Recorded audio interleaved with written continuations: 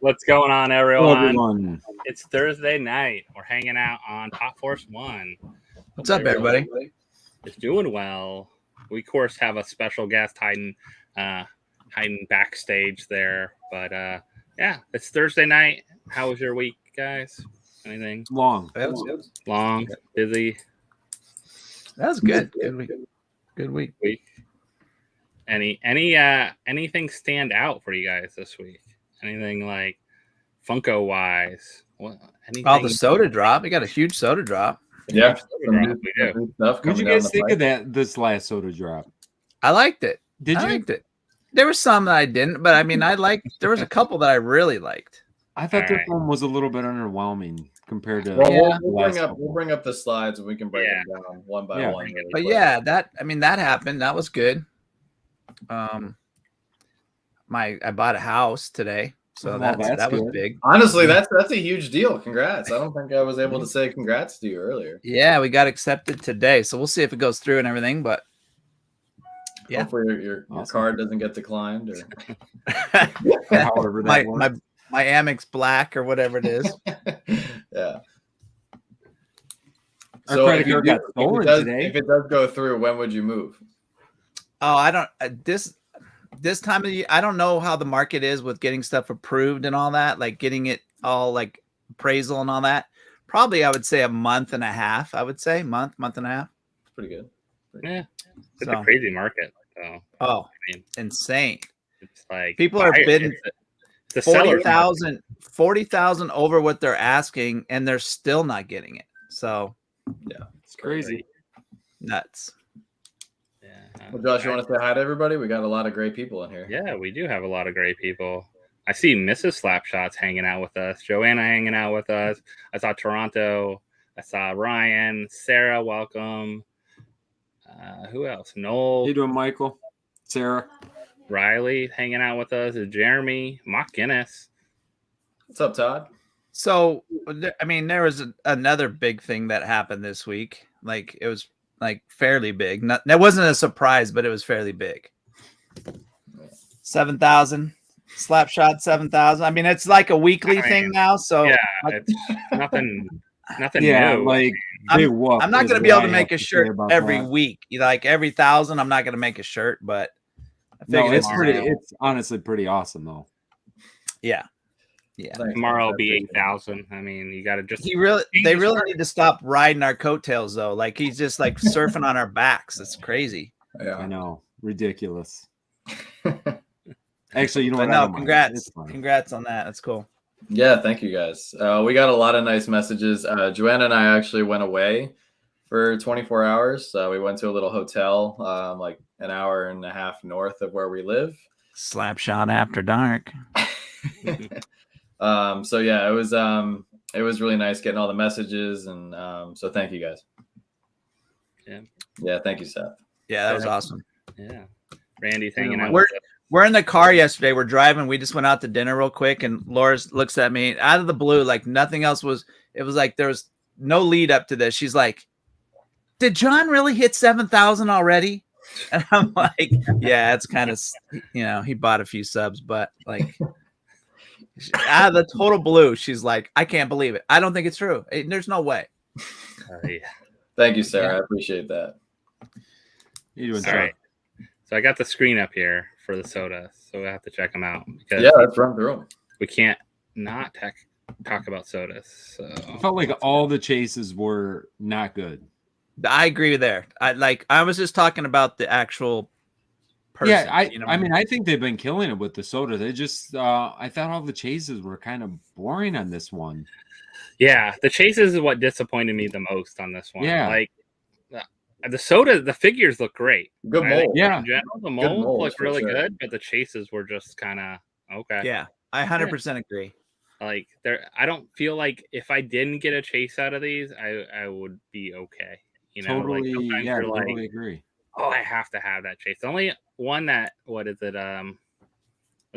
Black Adam, right? The Black Adam chases looks pretty good. That'll be kind of like God's if it does in fact glow as well as it does, in the glam shot, that would be good.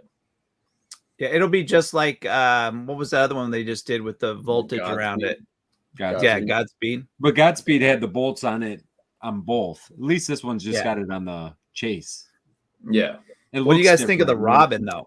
What's up with Robin? So disappointed with Robin. They had the biggest opportunity to make a Nightwing chase. Come on. Well, the night before, they're just going for the same theme as the Cyborg and the Beast Boy. That's what I was going to say. This is from that, isn't it? No, I know this is from Teen Titans, but I don't ever see them making. I don't know. I don't see them making like regular Titans sodas. So I just think it would have been a good opportunity to do it. But I'm guessing, what is he, metallic? Like, yeah, he's probably just like Beast Boy. And they could have made him hooded or something. Doing something, a weapon in his hand, maybe. I don't know. Yeah, a little Robin star. A little staff thing. Yeah, that would have been cool. Yeah. I think Wreck-It Ralph they missed out on too. Like, okay, he's holding a little metal, but I think they could have done something more. Oh, can I just point out that Josh made this slide and put his discount code in there? Yeah, that's a little bit. So no, you know what? That is what this guy is smart. This is what I posted on my Instagram. I did not even that's notice great. that. Oh, I did. I noticed right at the first, right when I put it up. That was sneaky, Josh. I started writing down the code. I'm like, wait a minute. I already know this code. I know that code. Wait a minute. I used that code when I got my oil changed yesterday. I know. I mean, I've literally typed it into everything. Yeah, it's his night. I guess I can let it slide tonight. But well, it was easy. I already had it done, so I bring it up. This is what I posted on the Instagram. So I already had it. No, Pelly, it's smart. You got it all blown up already. This is perfect. I mean, prepared. I could wait a minute. I could. Let's make sure everyone can see it. Let's make sure it's really big. Hold on. There we go. There you go. Now everyone can see it. I'm gonna pull the jump. Okay, screenshot that. Yeah, don't screenshot that. That'll actually add 10% if you use Josh's code. There you go. But no, Todd was saying that all the Star Wars soda chases have been lazy so far, except for Boba Fett. And unfortunately, I do agree with him. I was hoping, I don't know, for the Jawa, maybe it would have been cool if he was glow, if like his eyes glowed, maybe, or I don't know. Well, yeah, something. I mean, they could have made his eyes glow. Yeah, I don't know what else. The Jawa. What else can they do with the Jawa? Flock, and like his fuzzy outfit. I'm not a big proponent of sodas without chases. But maybe Jawa, the Jawa could have been a character that they did like a 3,000 piece con only soda, no chase. Maybe, you know. What about Proto though? That soda is insane. Yeah, the clear Frodo. Yeah, the clear one. Yeah. But how come the clear one isn't shown on that picture? Is that because it's not? It's exclusive. Yeah. So it's not going to drop on. It's not available to buy. But yeah. I'm anxious to see how they actually do it. That's going to be pretty cool. Now there's no chase for that one, right? There is a chase. Yeah. They said with chase. So what's the chase? It's a 10,000 piece, so there better be a chase. Yeah, it's a lot of Lord of the Rings. I'm not a Lord of the Rings fan at all, but I love that soda right there. I love Lord of the Rings. Not a huge fan of the pops, but how you doing, Chris? Hi, Tammy. So I think, and they started sharing some of the Star Wars Celebration pops, which nothing crazy spectacular stand out. What's up with that Chewbacca? Yeah, well, I have no idea. The same mold? I've tried to figure out why that Chewbacca is the same pop in a black box, a different black box. I don't know. Yeah, weird. That, and then I was really bummed. Like, so that Millennium Falcon was rumored to be an Amazon exclusive last year. The year before, we got Han Solo and the Millennium Falcon. Then 2021, we were supposed to get Lando and the Millennium Falcon. But why? Why would you need more than like one Millennium Falcon? Now, I've heard. Where are you going to put two Millennium Falcon? Believe me, I was crazy. Like, I was shocked. It was crazy. I heard a bunch of people say that they have to get both Millennium Falcons side by side. Honestly, guys, that is awesome if you have the room for that. I barely have the room for the one. And apparently it gets worse. There's actually a rumored Chewbacca in the Millennium Falcon that's supposed to come out at some point, either at the end of this year or next year. So I don't know how many characters we can put in the Millennium Falcon, but I think we're good. I think we're good on Millennium Falcon. Is Lando going to be in one? I mean, Lando flew it too one time. So, well, he's in the celebration one. is he in Yeah. that? Who else? Like anyone Leia. else we forget? Ray, Leia? I guess. Ray, maybe. Oh, come on. Finn. Yeah, Come on, we got them all. everyone. You're doing There's so justice. many different Star Wars vehicles. Stop making ones we've already gotten. Yeah. Especially So the many. gigantic ones. Yes, exactly. Make a tiny one, like Boba Fett. Like the and TIE Slave One. Fighter. Yeah, like Yes. the TIE Fighter. They crammed that whole TIE Yes. Fighter in like a 6-inch box. I mean, that's the way it's got to be. What happened to Mando and the Razor Crest? Like, do something small and cool and unique. Yeah. It would Yeah, be easy I to love show Star that. Wars Celebration, and this was kind of a letdown year. Was it a letdown last year too? Yes. Yeah, I was gonna say that. I don't remember it being fire last year. There was year- one. No, there was one least- pop last Yeah, year. at least you got an Obi. Yeah, I got Well, Obi. Obi was wasn't he technically 2020? Was he? I think it was technically 2020. You might be right. I trust I don't your judgment before mine. Well, it was Either all way, virtual either anyway. way, It didn't happen. It didn't You're really absolutely happen. correct. The last Star Wars Celebration pop, the only one that's worth talking about in the last few years, is Obi-Wan. Yes, Ryan D. Absolutely. We need an AT-AT. Come on. Yes. I'll Are they gonna find put it in, room for a that. Hikari box, a Hikari Oh, box. if you have room for a Millennium Falcon, you have room for an AT-AT. Oh, I thought he was talking about the internet connection at Funko. I thought he was talking AT&T at Funko. I thought that's what he meant. No. Nope. All right. So we have a special guest behind the scenes hanging out with us. So we have one of the founders of Whatnot, co-founder here. We have Grant hanging out. We're going to bring him on. Are you good to go, Grant? So, all right. So we're going to bring him on. We're going to talk Whatnot. I think all of us have probably spent too much money on there at one time or another, or Today. I or spent too hopefully much made money some today. money too. A little bit of both. So Thanks for having me on. yeah, thanks for coming on. So who spent too much money today? Who was that? Jim? I Was did. that you? Or That was Vince? Vince. That was Oh, Vince. I'm spending money right now. I I've spent been- too much yesterday. I've been packing boxes for 3 days straight, so I'm on the other side. I'm selling. So what are you buying, Vince? What did you buy today? Let's see. I bought a mystery box today. I bought a soda last night from Jim.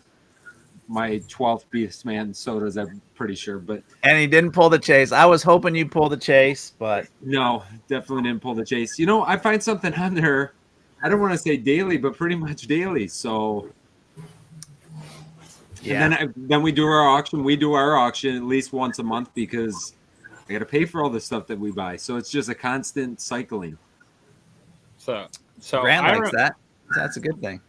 I don't know. I don't know if you guys want to talk about like when you first discovered Whatnot. I think I first discovered it might have been Dom from Box Attack did something on it a long time ago. And this was when you guys were just a marketplace. You guys were authenticating Funko Pops and kind of developing that marketplace just for Funko only at that time. And then I remember reaching out. I found bugs on your app, and I think I reached out on Twitter. I was like, hey, this doesn't work, or this doesn't work. And you guys replied right back to me. We kind of started talking, about things and kind of updates. And you guys, hey, that fix is going through. It should be coming up, whenever we roll out the new, update to the app when the App Store takes it and those kind of things. So that was my first time interacting, I think, with Whatnot and buying something on there and trying it out for the first time. Let's like Grant, because I think a lot of people on here don't know what like behind the scene. Like Grant, what is your position? What do you do day to day for the company? Yeah, I mean, I'm officially CEO, but honestly, I do whatever needs to get done that's not getting done by someone else. I think if you're a CEO, that's kind of what Yeah, you do. I that's- think yeah. head of any company, that's kind of what ends up happening. So all the things. So you get all the returns come to your house then. I mean, when I started out, they did. and I was the one authenticating all the Funko Pops, basically. Wow. Me. I still think I'm one of the best. But yeah, I mean, these days, I'm less into it.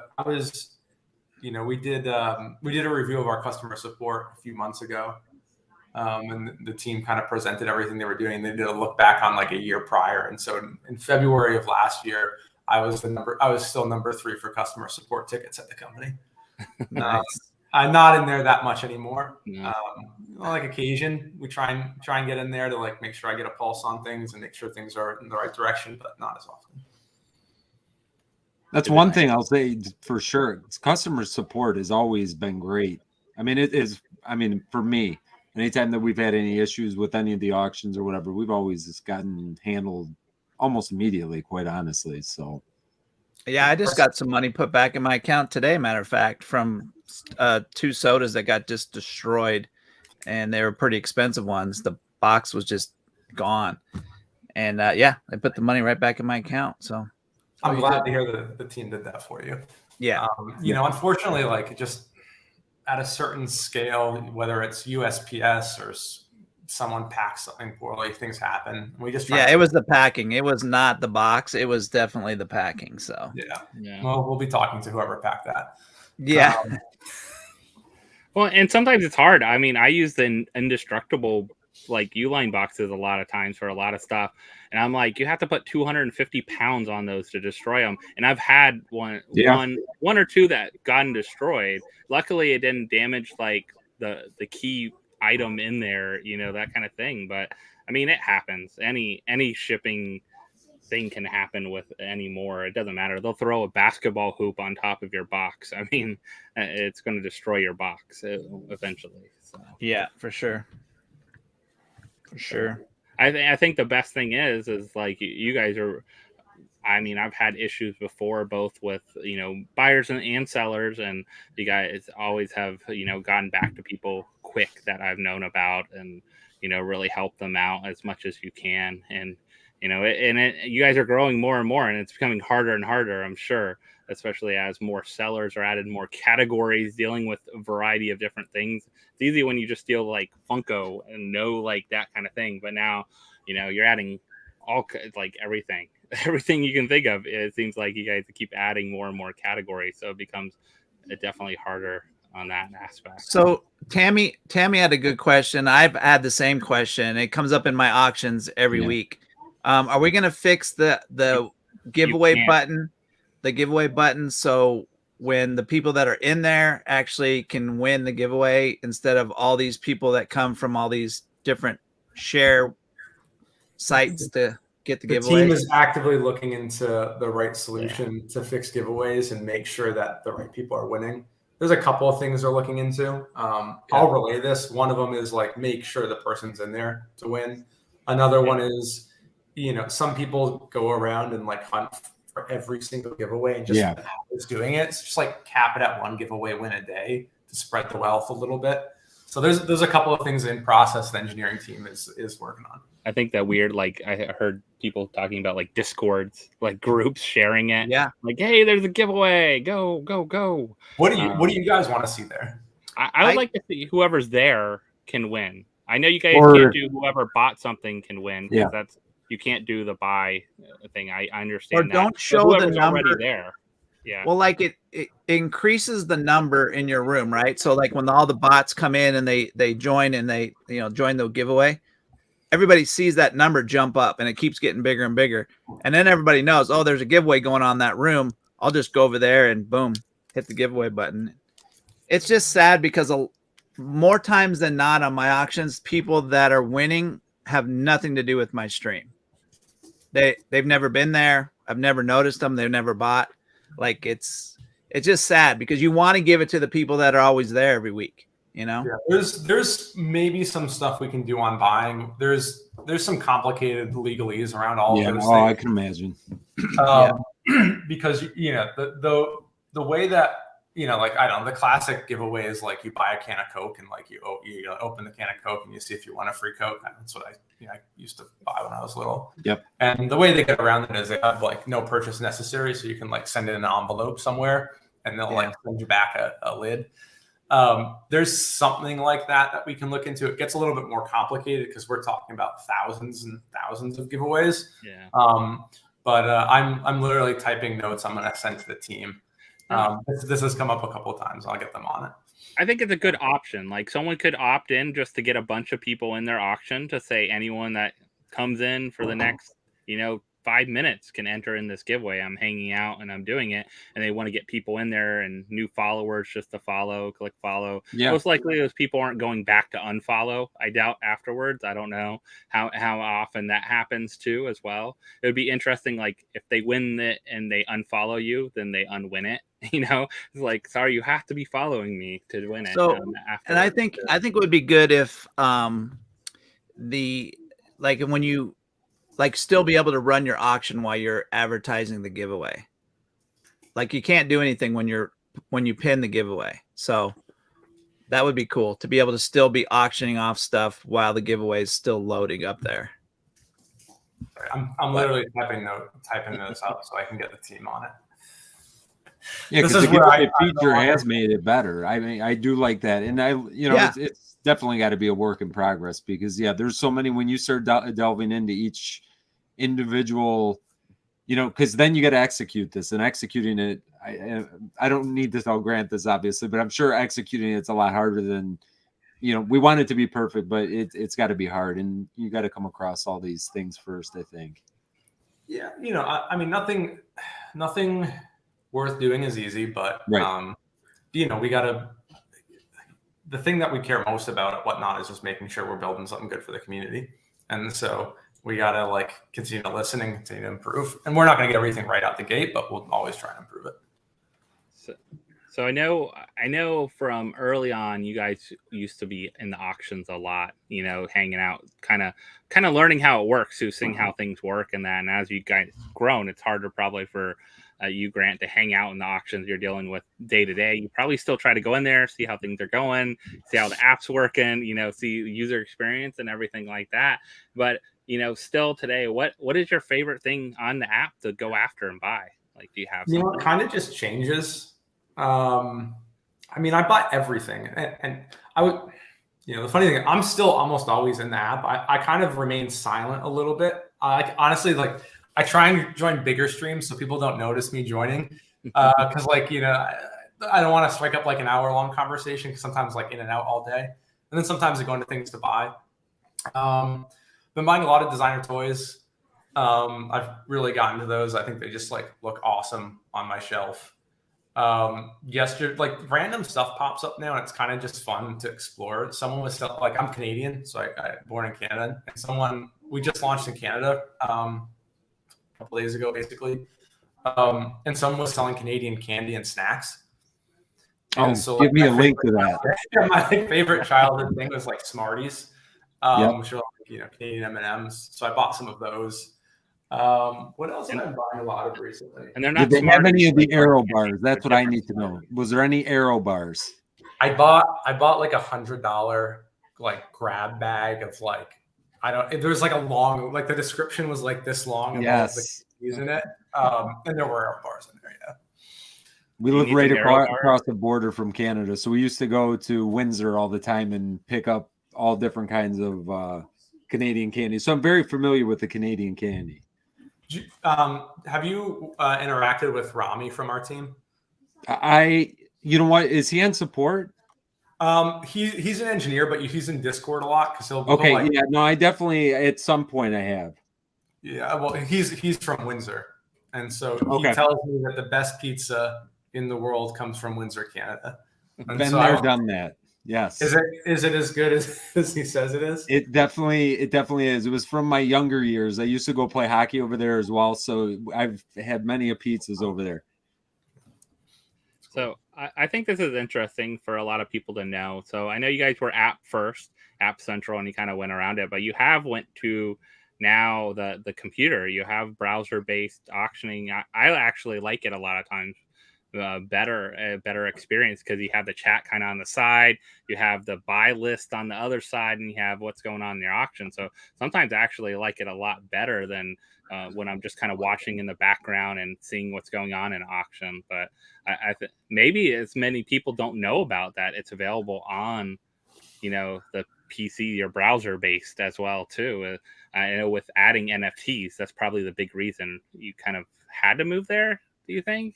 It felt It was a combo.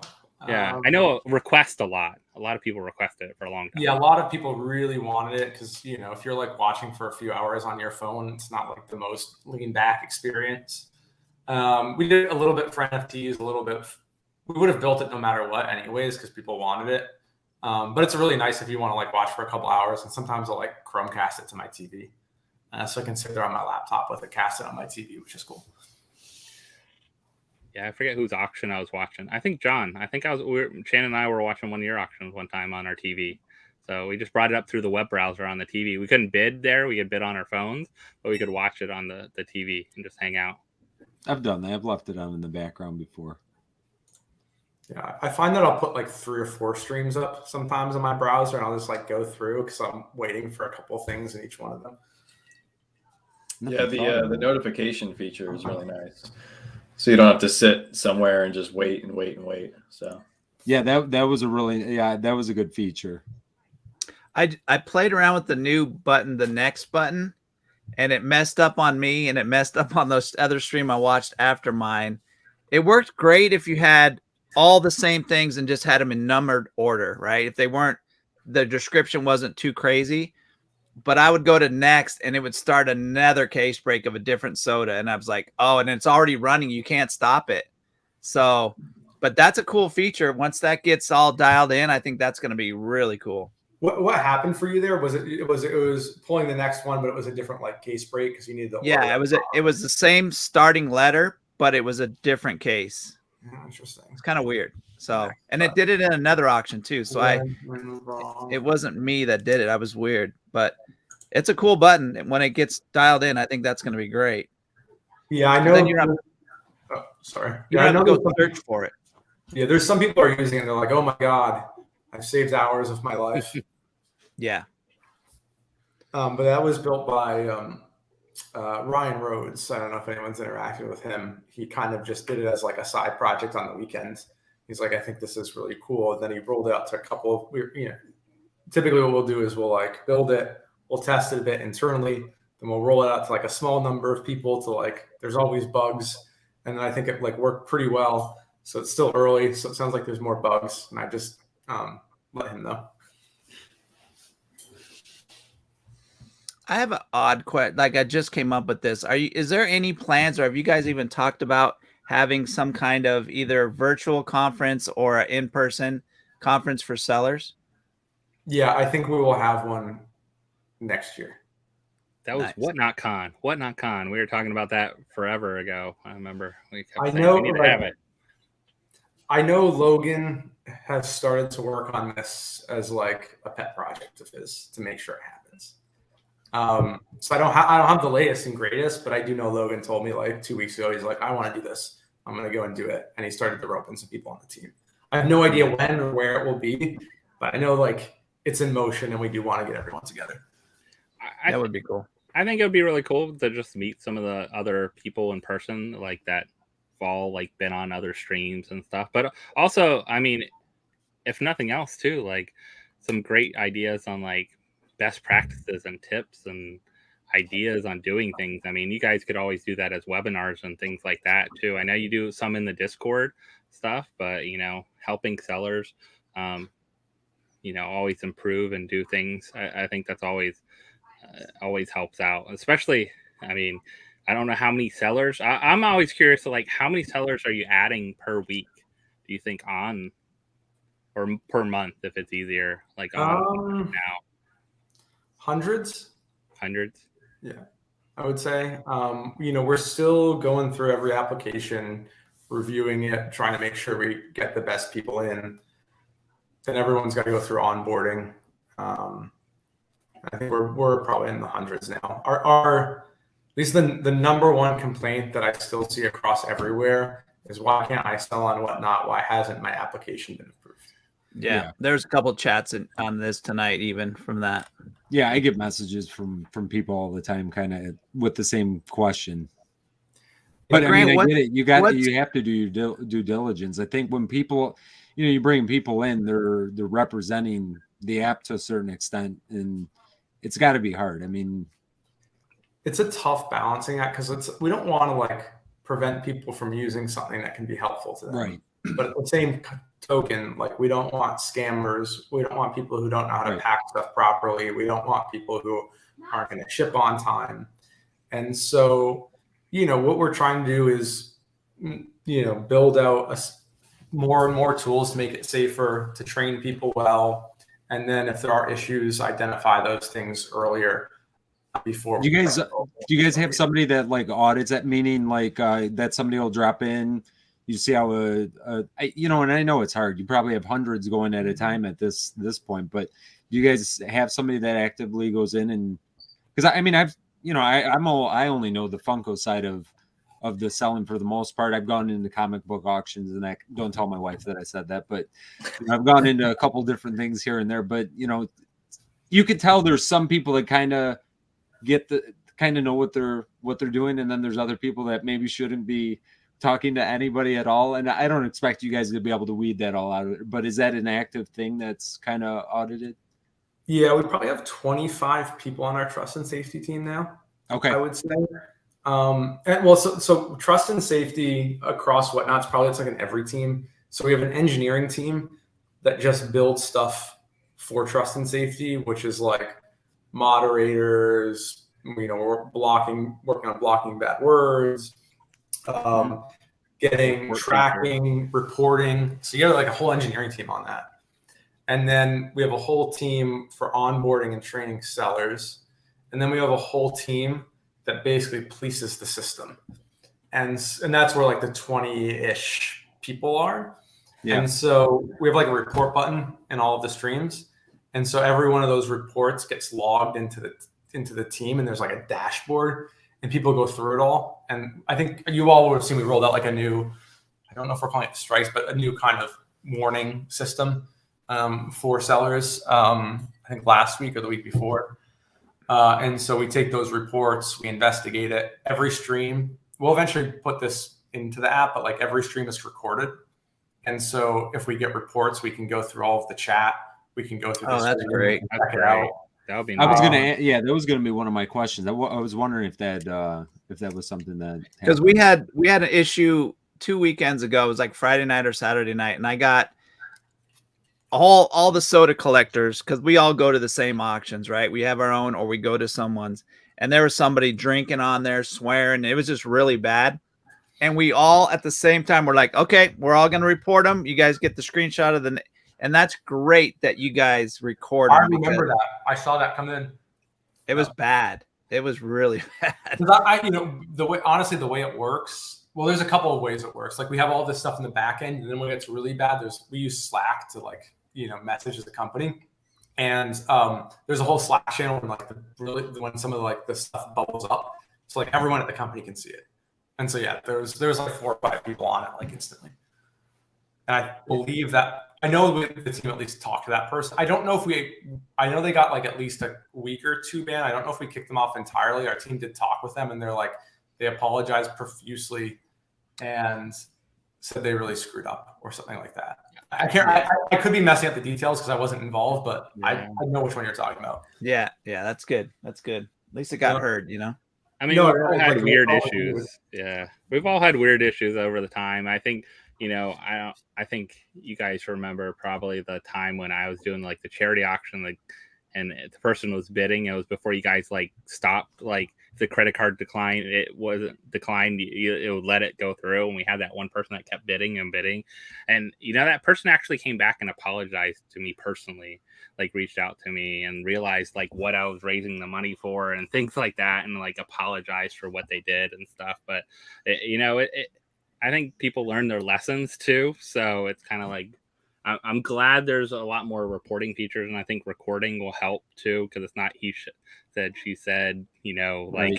Who's doing what, or they weren't doing a gambling, real gambling type thing or something like that, those kind of things that I know you guys are cracking down on a lot more, because people are trying to abuse the system and use the system to their advantage when they're not being as honest with everyone or those kind of things. Hey Josh, pull up some of these questions people are having. There's quite a bit. Randy asked, and this is kind of I had never thought of this. He says, I've applied multiple times, never heard back, but watch 3 or 4, even 5 auctions a week. So why not limit how many times someone can be on and give others a chance? Has that even been talked about or thought about? So what we're trying to optimize for is like sellers who are trustworthy and going to deliver a good experience. And it's debated quite a bit internally.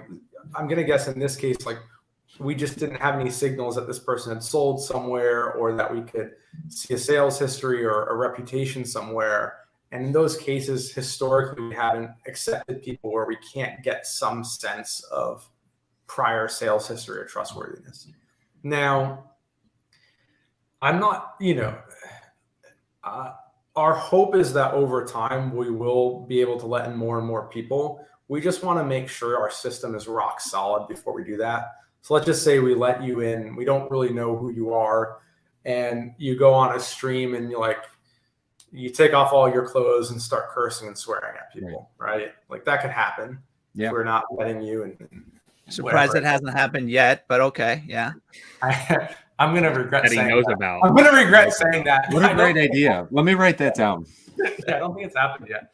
But it hasn't happened because we actually heavily vet, and so I think we'd want to have more of a team in place doing real-time policing, being able to have the technology to detect those sorts of things early on. And we're just not there yet. Yeah. What we have done is we have drastically increased the number of sellers. We keep on, what we try and do is pay attention to what's happening on the platform and try and allow a little bit more in all the time, because we know it's one of the biggest complaints. And we are working on just getting better communication around all this and setting the criteria more clearly. That's in progress. I don't know exactly where we're going to net there. It's literally one of my projects that we'll work on after we finish this up. That's how hot it is. I'll be the first one. As somebody who met Randy in person, I guarantee you he would never do that. But just wanted to throw that out. Yeah, and I've seen him take his clothes off a couple times. I don't know.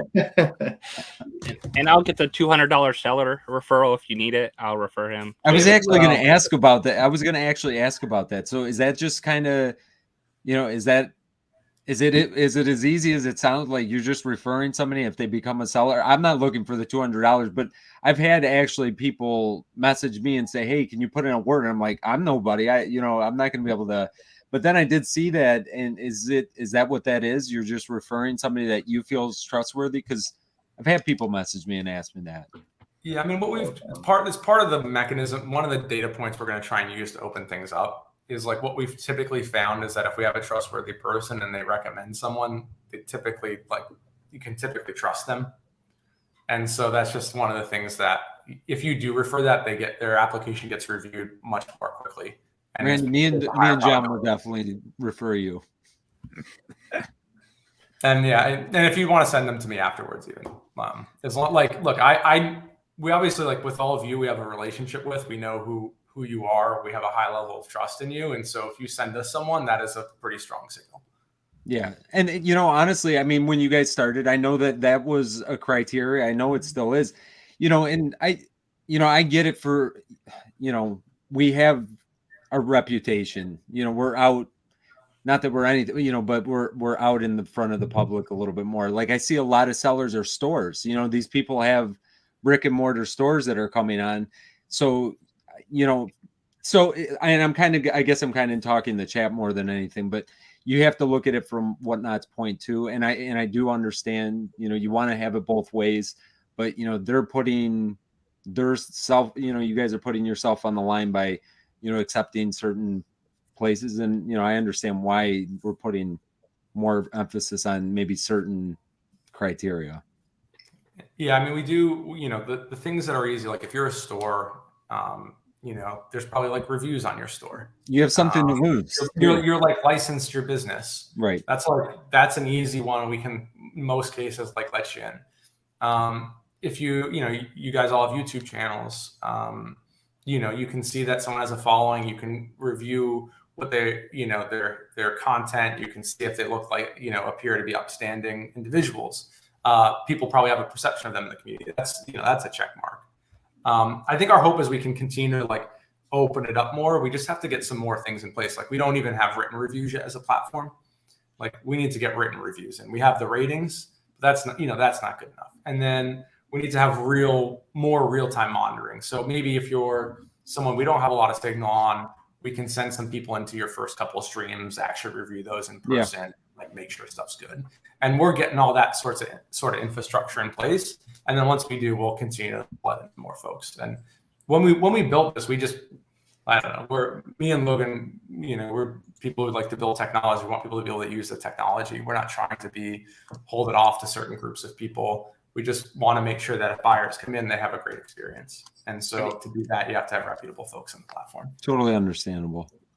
Have you guys done any like secret shopper type things? I know we even have that where I work. They'll come in and customers will come in to shop us, and it's part of the review. But that could be a potential too for those kind of things as well. The secret shopper where they're actually getting something, and maybe you put like a limit, like, oh, you can get up to this and see what people like, how they ship and everything too. I think that's definitely, there's companies that do that, but then also you can always reach out to people and have a group kind of built in. Yeah, that's a good idea. I often shop a lot of the new sellers myself. Yeah. One, because I like to support, up and comers, and then two, it is actually good to get a pulse on things. But I think that's a really good idea. And a lot of people. Go ahead. I was going to say, a lot of people don't realize too, it takes a lot of work. We all have good and bad days and nights and things like that when selling on the app. You don't know how many people come into your streams, those kind of things. So that's something to realize too. Like as someone's coming in and selling, it's not like just a open marketplace where something doesn't sell. It's kind of like you have to be smart about it. Yeah, it's not, I think it's easy to like go into some of the big streams and see how well people do. Like if you're in Savage's stream, on Sundays, he's got a lot of people there. His show's really great. He's got quality product. People trust him. But that took a lot of time. He built that up for a really long time. It is unlikely that you're going to come in and have like that level of success and make tons and tons of money. It's hard work. You have to build an audience. You have to build trust. You have to like figure out how to run the show. You got to get good product. You got to be able to ship it on time. You got to be able to pack it well. So I think that's part of why, I think you get like a lot of people who are like chomping at the bit to get in, is like they see people selling tons of stuff and, it looks like they're making lots of money. It makes it look easy, but it's not easy. And if that's what you're after, you're probably not going to be successful. If I'm going to be honest, it's about. It takes a lot of time. No, it takes time, and it's a grind. I mean, even us. I mean, we all have. I think I'm probably the lowest follower count out of all of you guys. But there's some nights you do pretty good, and then there's other nights you don't do that good, and it's. Yeah, it looks one way sometimes. I think even if you become a new seller, again, talking to the chat, if you become a seller, it is going to take a lot of time to build up to, where you're going to want to be to try to turn a profit. If that's what your concern is, if you're trying to just, sell a couple of things here and there, I think that, anybody can do that. But, it does take a long time if you're going to use it as like some kind of a business setup. So I think this one was funny because I remember back in the day when we all went one night a week, everyone went. And then it was like the calendar schedule, and then everybody would go in there and take all the slots, like, and then then have to get your slots, and then you lost your slots if someone got in there, like because they found out the link before you that went live or whatever like that. But yeah, it was like back in the day. Grant and Logan would send me an email spreadsheet for shipping labels with an Excel document with the label links on there, and you had to print them out and everything. So you guys have come a long, long way, definitely in a short amount of time, and definitely have added some great features for sellers and buyers. I think both to make things a little better overall. I mean, I'm trying to think of some of my like favorite features that you definitely have added. I think cloning is probably a great feature. Yeah, that you've saved a lot of people some time if they use similar things or move over stuff. I know John, you go every week, and so sometimes you move over your buy it nows and things like that to the next week because you still have them available. And it's awesome. I do soda decks every week, like every show. I'll do Tuesday and Wednesday. I'll take them from Tuesday, whatever didn't sell, throw them on Wednesday, and it's already there. Like that's whoever came up with that. It's awesome. There's a good question in the chat. Review Guy says, outside of Canada, have you launched in any other countries in terms of sellers? Not outside of Canada. Canada was our first country that we went into. And I think we started a couple of weeks ago, we started letting sellers, and now I think we're like officially launched. We need to get a few other things in place to make it work. My guess is this year that will be the only country that we go into. And the reason for that is there's just a lot of stuff we got to build. And, you know, we've talked about a lot of things in here already, like, you know, fixing giveaways, fixing the fast forward button. We think there's a lot of fun functionality that people have wanted for a really long time, like P2P messaging has been a really long-standing ask. A lot of stuff on trust and safety to be able to like open up to more sellers. And so with the, you know, with the people we have on our team, probably just don't have the resource to do it this year. Seems like a long way away next year, likely. And the work that we did to get Canada going will allow us to do it faster when we go and make some of those investments next year.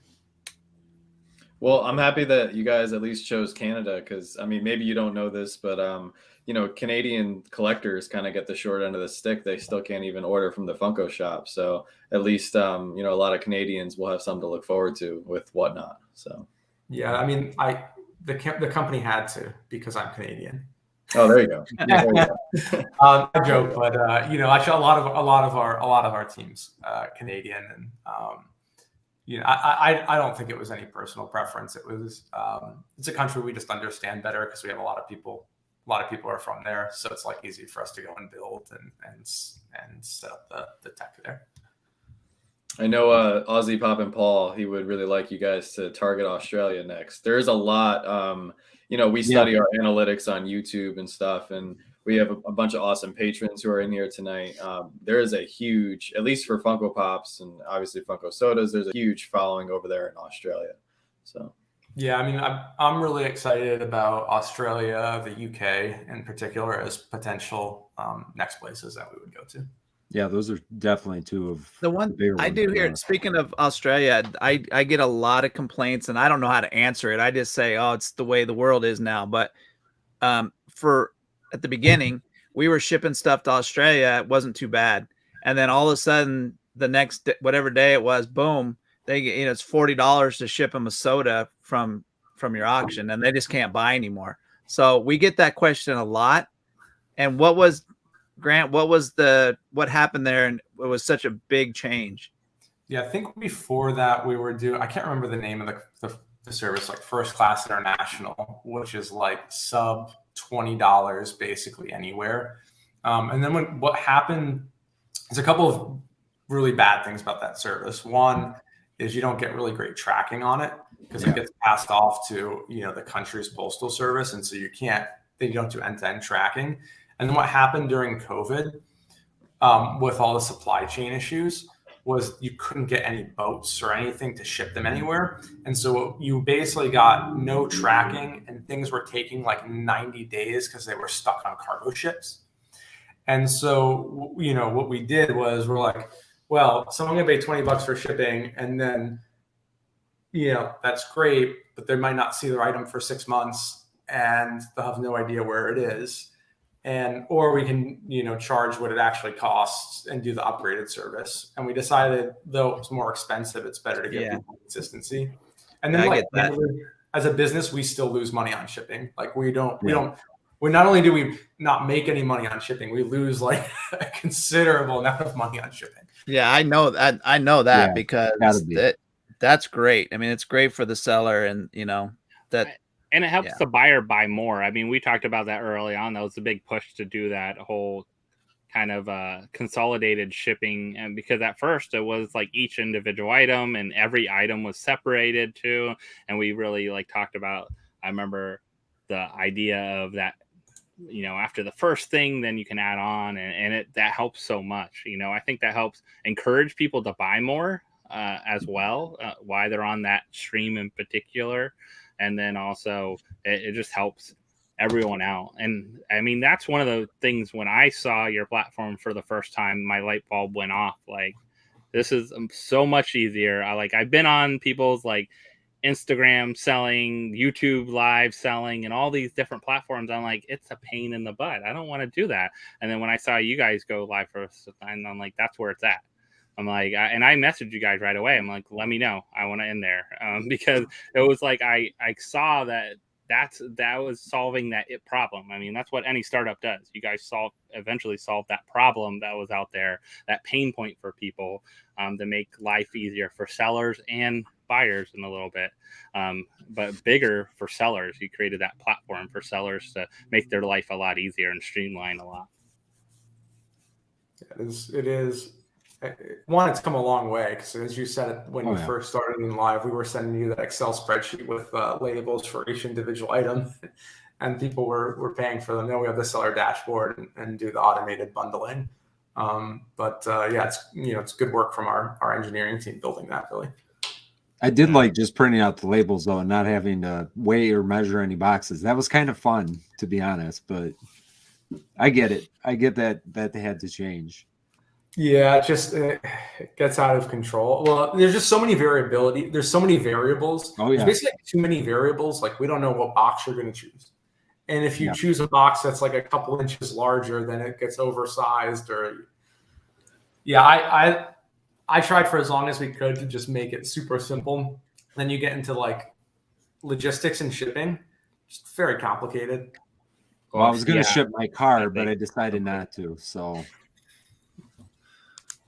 I actually have something, and a few people have brought up something similar. I think a huge thing, at least for us, since we're very avid on YouTube, and I know we try our best with Instagram and everything. I think having maybe some people that we can designate as permanent mods, would definitely be huge. Just because we have a few people that don't miss any of our videos, our live streams, our auctions. They're just very trustworthy in our circle. And I think, saving those few seconds and not having to make them a mod every stream, maybe it's a very small thing for us, but mine have been copying over for some reason. I noticed mine have actually copied over from mods from the last stream when I build a new so stream. maybe it's no, mine aren't. But what they do have, which is cool, it still takes the time, John. You're right. You do have to still do it. But before your stream starts, you can designate mods. Yeah. Mine seems to be copying over when I do that. When I did it all before. So that might work. Yeah, that might work. Do it beforehand, not during the stream. It doesn't keep those people in there for the next. But if you do it before the stream, it seems to move them over, because I have like all you guys set as mods in my stream, for example. So go in there, Shannon's in there as a mod in my stream, so and go over there, that kind of thing. So that seems to keep it. I think when you choose it when stream starts, they might not keep it. I think that's I'm glad you guys added that as well, because John brought up a good point that we have the same people that help us out every week, and now that we can designate them to help, it makes it a lot easier. Easier. I got a question that I've seen actually come up a couple times. Is there any plans to have the sellers and buyers be able to contact each other directly?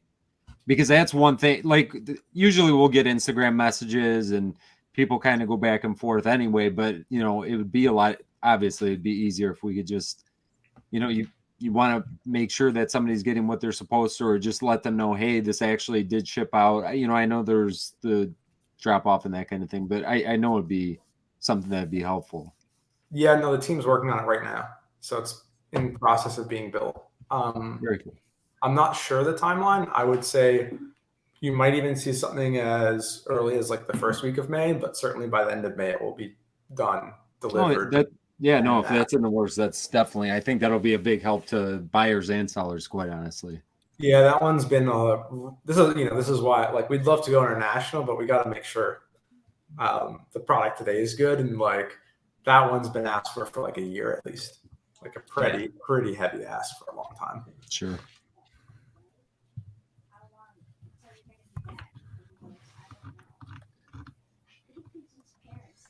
There was another one here. I can find it. Yeah, I was trying to make sure I was covering everybody's. Nick actually had a question. He goes, would you ask them if they will fix the speech to text to mute the video while you're speaking and then resume when you send the message in the chat? So fix the speech. And what device are you on, Nick? That would be because I know your OS versus your Android first. What one? It might work differently. So I'm gonna have to ask the team on this one because I don't know exactly how that would work. Yeah, I know. There's some viewers who use that feature. And I know it's very helpful, but I think sometimes it just gets jumbled together. If I'm reading that correctly, Nick. But yeah, Riley brought up, yes, they do have a strike system.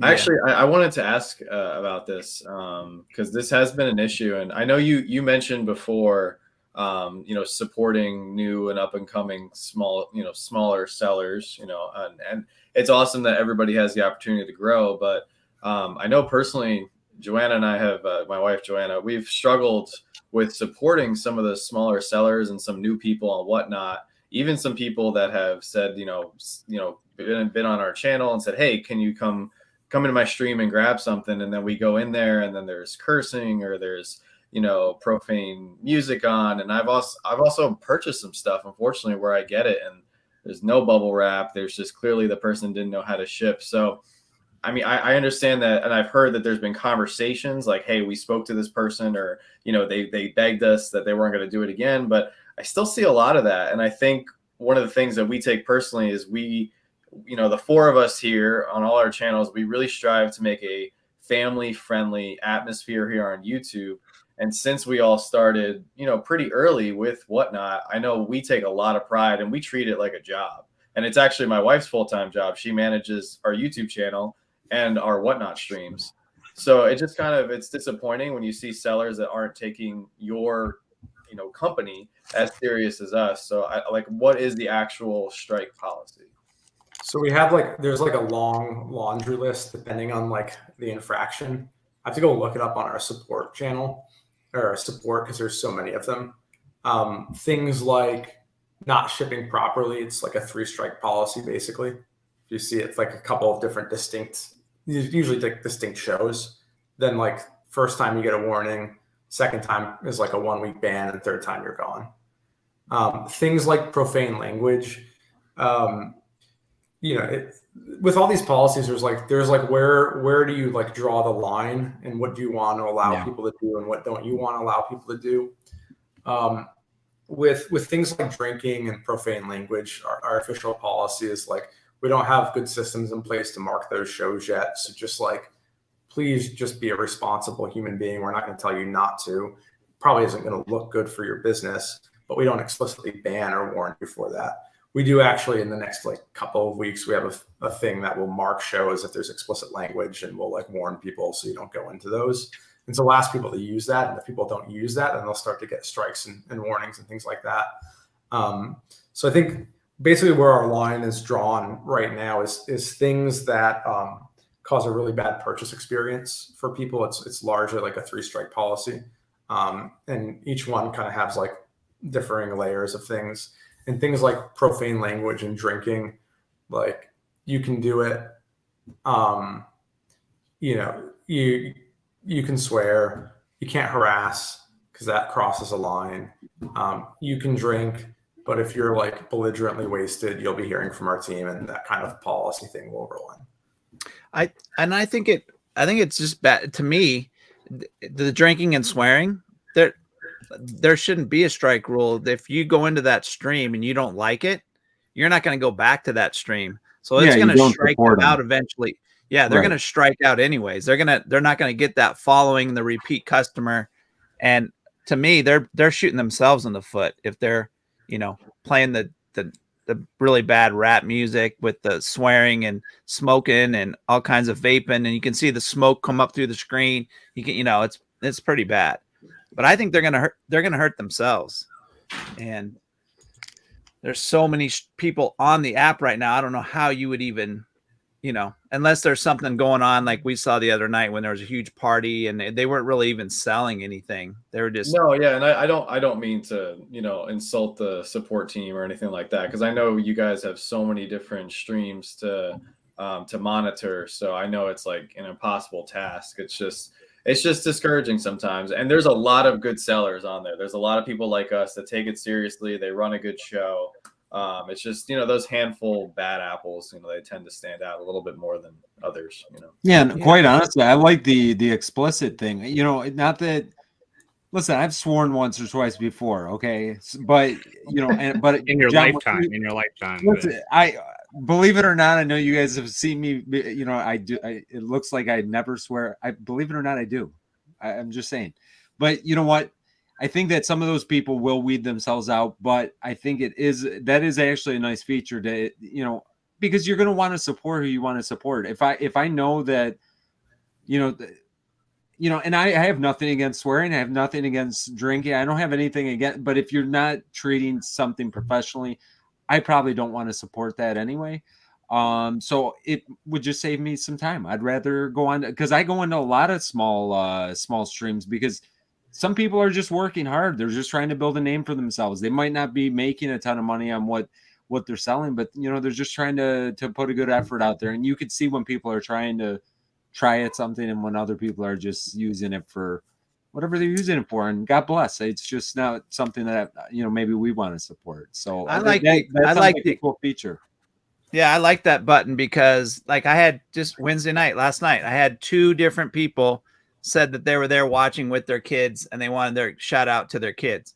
So I think that was great. Like that was, and if I was sitting with one of my younger kids, then yeah, I wouldn't go into that stream if it had a button on there. So yeah.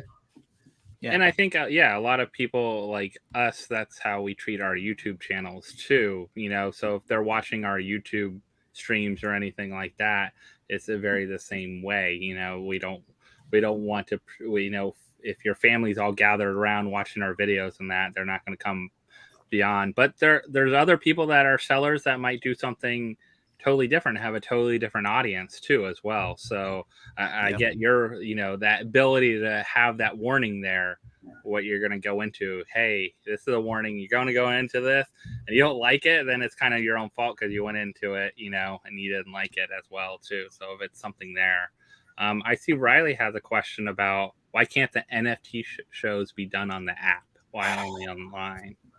Because of any digital item sold on an iPhone or an Android phone requires you to use Apple's payment systems, and they take 30% of the item value sold. So if we had it, we would love to have it in the app because the experience would be way better. But then sellers would have to pay. You sell an NFT for $10, $3 of that would automatically go to Apple, and it just wouldn't make any sense for sellers. Interesting. That's why on the app, that's why you can be in the browser on your phone. It's fine, just like buying on Atomic Hub or anywhere else where you buy NFTs. But on the app, because it's app store based purchase. Even that was very hard to get through. Yeah. You'll notice with NFTs, it came out in January in the app, and then it got taken away from the app because Apple booted it from the app. And we had to have a long set of discussions with the team there to be able to even have them be okay with the redirect. Yeah, unfortunately, if we could build the experience in the app, we would, but we can't given Apple's policies, and we want to make sure that sellers can make some money off of selling them. That'd be a huge chunk taken. Definitely. So this might be backtracking a little bit, and I know we had some new people just jump into the stream, so welcome. But why did you guys? I was always curious, you know, why you chose Funko. Like, did you guys collect Funko Pops to start? Like, it seemed really cool. You know, this is such a big app now, and I have not gone into one comic book shop or mom and pop brick and mortar store to film one of our own videos. And as soon as we tell people or say the word whatnot, everybody's like all ears. So, I mean, it's spreading like wildfire, but I'm just curious why you guys did Funko first. Yeah. I mean, we were collecting a lot of Funkos, both Logan and I. I mean, we collected lots of things. Yeah, I've collected for a really long time. I think the first thing I ever collected was Pokemon cards, and then sports cards, and I have comic books as more recent. But I've just always had that bug when I see something that's nostalgic to me, I'll get it. And so we were collecting Funkos. We wanted to start a business. We were both at big companies. We weren't really loving our jobs. We both started businesses before. And we just thought we could build something better than eBay. And that's what we had been using for so long. And we felt like the product hadn't changed in a long time. And there wasn't a lot of new technology in there. And we said, why not start with what we know? And yeah, basically the reason for starting with Funkos. We did when we started it. I don't think we thought we'd be selling all this stuff that we're selling on Whatnot today. But that wasn't in comprehension, if I'm being honest. Like the fact that I bought like Canadian candies yesterday, I wouldn't have comprehended that when we started the app, but we did always envision building a place for collectors, and we just knew Funkos and we wanted to start there. That's awesome. So I love that you keep adding new categories, because I mean, I'm going to jump onto a brand new category that I've never done before online or anything like that. So it's going to be fun for me to try something different as well. So I love that you guys are keep adding new stuff. I'm not gonna lie, like what's been really fun for me is like every category like copies Funko mystery boxes. And so like I bought a mystery candy box from Canada yesterday. I hope I get good value, but it's kind of fun to what's the high and low on that box? What's the high what's the hits? High low average hit.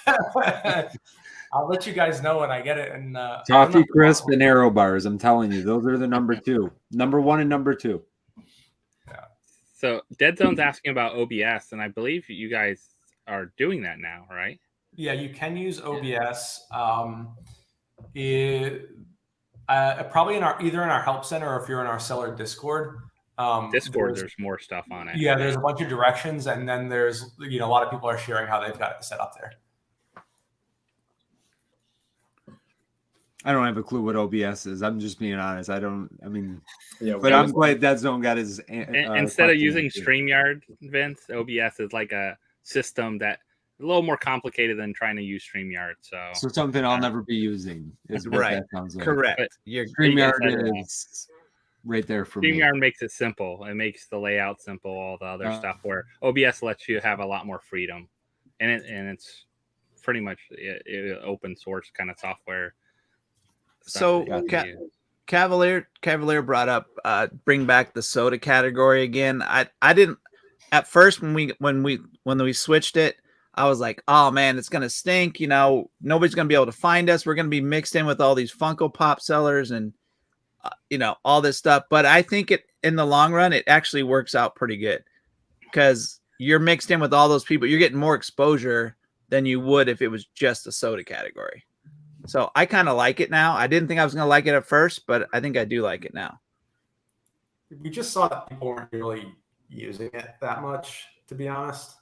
So like viewers weren't like tapping on it. And so just like get everyone to throw it in one place and it would be better for sellers. Yeah. And then if you want sodas, you can always just search soda and it will like pop up streams and search if you do like Funko soda, as long as that's in the title of the stream. Yeah.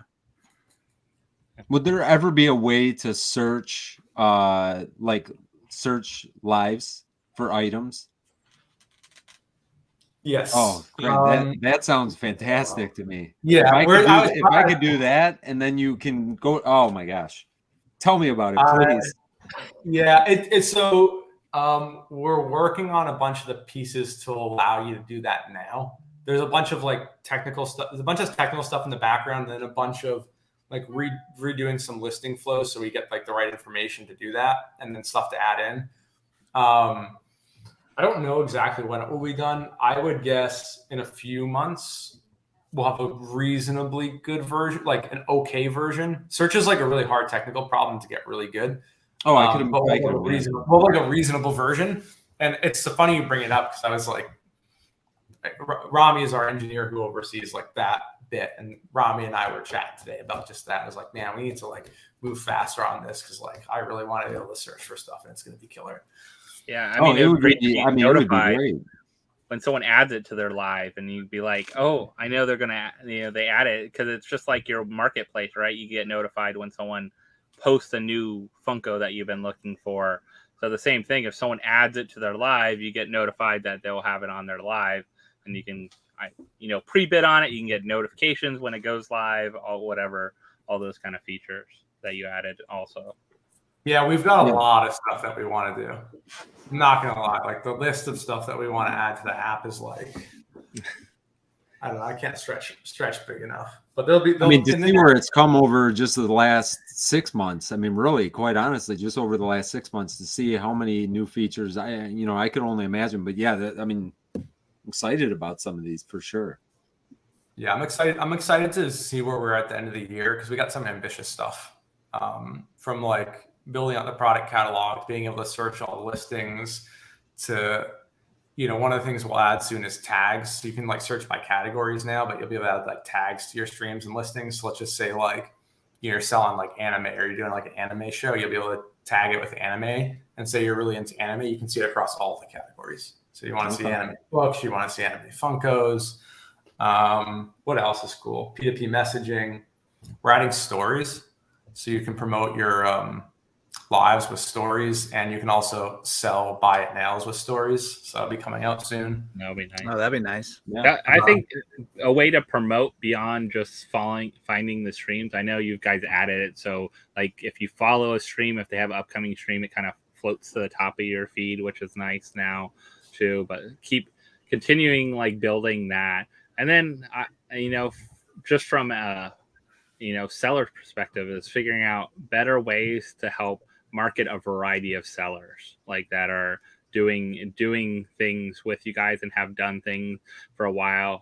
Be careful on not just focusing on certain people over and over and over again for like special events and special things. Definitely like mix it up and be open to ideas too. Like what else could you do? What other things? I don't know if you guys ever want like things submitted, because we've talked about doing like our own whole day of like all day like PFO back to back streams or like things like that. So if someone's like several things are being promoted, helping like grow that promotion as well too. Yeah, I know one of the ones that people always want is like raids, so you can like back people up into your stream. And then one I'm excited about is I want to create events, so you can like create an event in the app to say all day, and you can invite all of your friends to stream or whoever else that you want in there, and people can, Well, we'll test it for you. Just so you know, Score have no problem doing that. So I'll just. It'd be really neat if you could have a multi-stream like this, like we're doing now, and John could sell something for a little while. Put up something, and it would go to his seller live, and then I would do something. It would go to my seller, my dashboard, and so all of us would have this same auction in their seller dashboard, but only your stuff that you sell comes up under there that you have listed, that kind of thing. Yeah, I'd love to make that. Yeah, that would be crazy. Because I think there's a lot of groups out there that have partnerships too. Like Pokemon groups, whatever, sports cards people, different things like that they have like partnerships going, or even at a like live at a con and things like that. It makes it easier than trying to rotate people and get through things. So definitely some cool stuff. Grant, I have an odd question. What is your guys' take on people going live on the app and not selling anything? They're just there to do like a live stream almost. They're doing almost like a YouTube live on the app. I think as long as people are putting out quality content, it's fine. And so like in sports cards, for instance, we have someone who's doing a podcast now on sports cards regularly. The things that our policy says no on are like some people will, you've seen people go live, put like a sign that just says like, follow me or something like that. Yeah, I've seen that. And then it's just like, that's just a terrible experience. Yeah. But going live, chatting with people, like a lot, like people are coming to Whatnot to be entertained as much as they are to buy things. Yeah. And so it's like, as long as experience is good for folks, then absolutely. Okay.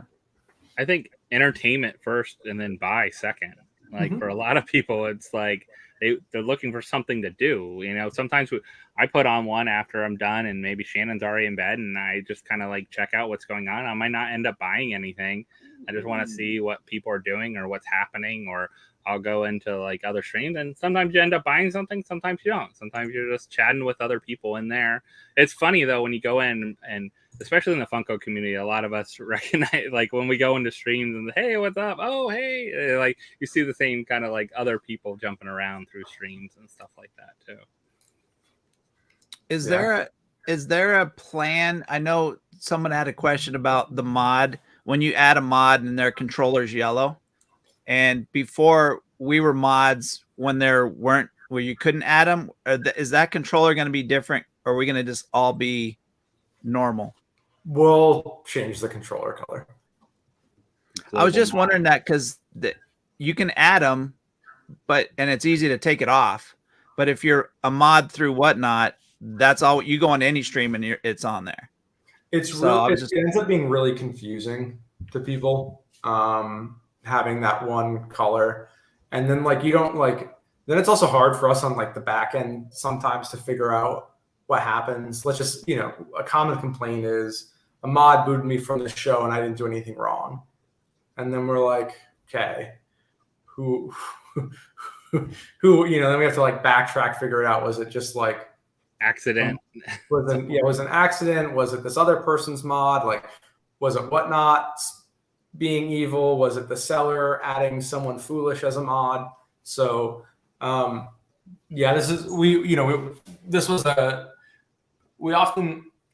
oftentimes build these new features and you don't really think about every case and exactly how everything is going to get used and what's going to happen at the end of it. And I think what we've seen with this one is it will just be a lot easier for everyone to understand what's going on if we differentiate.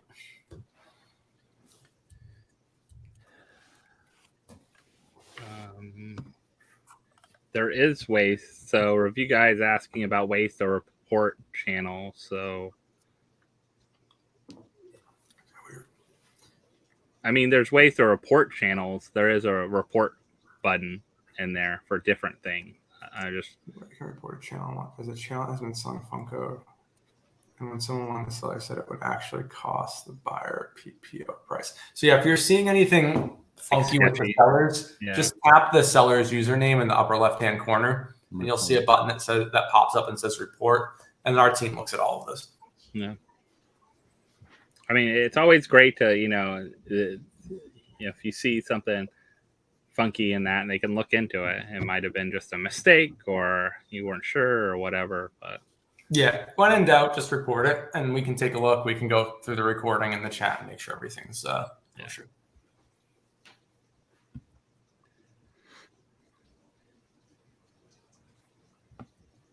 So I'm trying to see if there was any other questions that we kind of missed. Yeah, I'll scroll them back up.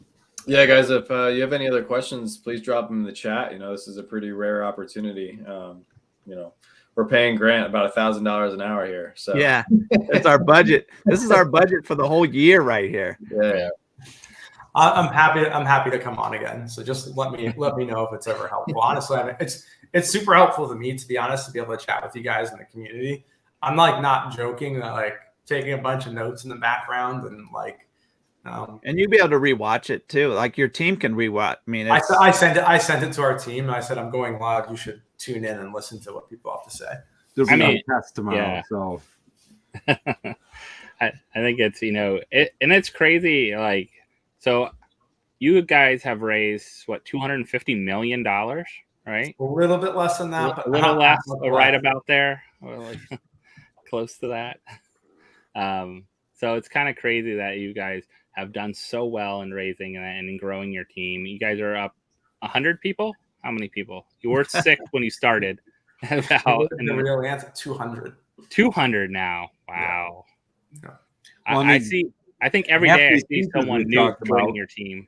I'm still waiting for my last year's Christmas bonus. I haven't got my bonus yet. I'm waiting for my new shirt. I still have the old logo. I know we need some new swag. We need new swag. Everyone to buy it now on your stream. Buy it now. Put it on everyone's stream. It's a common complaint from employees too. Everyone wants swag, and everyone's too busy to make it. And that's another thing, guys. Make sure you're following Whatnot on the app. You actually find some good deals on the warehouse thing every once in a while. Yeah, I've gotten some good things on that. Listen, I won a giveaway on the Whatnot stream. Only giveaway I've ever won really anywhere, and I won it on a Whatnot stream. I got like 2 or 3 sodas, I think, in. And I'm not a bot. Yeah, we've like gone deep into the data. Like, looks like almost all real people. You know what? I always see people. People either are just super lucky, because I always see the people message. They're in all the lives. I couldn't believe somebody won a giveaway from us, and they won a giveaway from John the next night. I'm like, I've entered like 400 of these things. I've never won anything, and then I won one time, so it kind of honestly, I was happy for him. I was like, he should go play the lotto. That's definitely. There are people who enter a lot of giveaways. So like there are people who just it's also easier to do on web. You open up like tons of streams basically, and you like cycle. Yeah, I don't think I would have said that. Don't do that. Tons of windows open. Yeah, but there's changes coming on that pretty soon. I mean, for me, I've been happy with the changes. I mean, I think everything is always for the better. I mean, and there's going to be growing pains when you're going through it. Not everything's going to be perfect, but I mean, honestly, our experience overall has been pretty good with everything. I've really enjoyed. I buy a lot, and we sell a decent amount. So yeah, we've enjoyed it. So it's con season right now. Do you guys have plans to be at a couple of the cons? I know your team's been going out to a bunch of them. Yeah, we're at, oh goodness, let's see, where are we this year? We're at a lot of cons this year. I know we're at so what it kicks off in Orlando in MegaCon. MegaCon. It's my birthday in MegaCon. We start MegaCon. I think that's the first one. Then I know we're at San Diego Comic-Con. Is it Fan Expo in Toronto? Yeah. Yep. One in Toronto we're going to. I know we're doing New York Comic-Con. There might be one more. I might be missing one. So I know we're doing those ones. So are all 4 of us going to get the invite to New York Comic-Con then for live shows, or send me an email and we can make something happen. Only if you wrestle in the ring again. Yeah. Unfortunately, I don't think we have the ring this year. I think our con setup this year is like arcade themed, so very in gaming. Oh, okay. Very cool. The wrestling ring was pretty wild. We worked on that like Stash Loot. You guys know Stash Loot? Mm-hmm. Yeah, they helped us put that on and set up the ring. I thought they did a pretty amazing job. Neat. Yeah, MegaCon. Yeah, it's coming to Orlando. I think we're gonna do all 4 days, or try to do. I don't know if I'm gonna be there, but a lot of our team's gonna be there. Logan's gonna be there. Very cool. Well, definitely you'll have to meet up because that's my city, Orlando. Yeah. So if you want to go to any of the theme parks, let me know. I'm always there. Yeah, I was telling Logan maybe I'm going to try and go because I want to go to Disney. Yeah, Disney and Universal. I don't know. Disney's gotten really busy lately, like compared to, I don't know. Everything's busy right now because it's spring break. So yeah.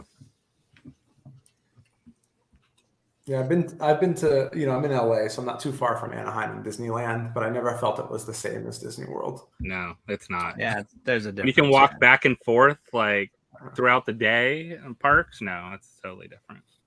Yeah, I always feel a little cheated, and I haven't been to Disney World in quite some time. So, Ryan D asks, how did you come up with the name Whatnot? That is a good question. So honestly, initially our name was going to be Always Legit because we couldn't find any domain. Like that was, we wanted to play off like the authentication. That was my name. I'm bad at naming. So this is like poor naming on my part. And, we didn't have a lot of money in the early days. Like, we've raised a bunch of money now. We had like no money. And so we needed to get a domain that we could buy. And then John, our designer, who you may have interacted with at some point, John Walters. He was like, this is the worst name ever. We can't launch this company with this name. And he made us do like an exercise where we like put names in a spreadsheet, and you can come up with a lot of really good names, but you can't get the website for a lot of really good names. Yeah, that's the problem. They're so expensive. But Whatnot was one of those names because we always envisioned this collectibles marketplace, and we were like, we're gonna have Pokemon cards and sports cards and Funko Pops and whatnot. It just kind of had like a nice ring and memorable. And there was like 4 or 5 other names in there. I can't remember the other ones. None of them were as good as Whatnot. And Logan went out to try and see if he could negotiate and get one of these names. And like all the other ones, the people $100,000. Yeah. Then he got in contact with the guy who had Whatnot, and the guy who had Whatnot was like, "I'll sell it to you for a Bitcoin." And so Bitcoin back then was a $10,000. They're more money now, and we're like, And Logan negotiated him down to half a Bitcoin, and I got into Bitcoin. I had a bunch of Bitcoin because I was pretty into it. It's part of the reason why we have NFTs. Is I've always kind of just been into that world. And so we negotiated the guy down for half a Bitcoin. But and then when we got it, he accidentally sent us the domain Why Not instead of Whatnot. So for a while, Why Not and Whatnot. I mean, why not? Why not could work for like bidding? Why not? Why not bid on this? Yeah, honestly, once we got Why Not, we're like, well, if the guy screwed us over, we'll just stick with Why Not, because like, why not? But yeah, you guys still own Always Legit? That's what I would like to know. I think we gave it up. But I didn't even okay, well, hold on. I'll be right back. Yeah, I gotta go available.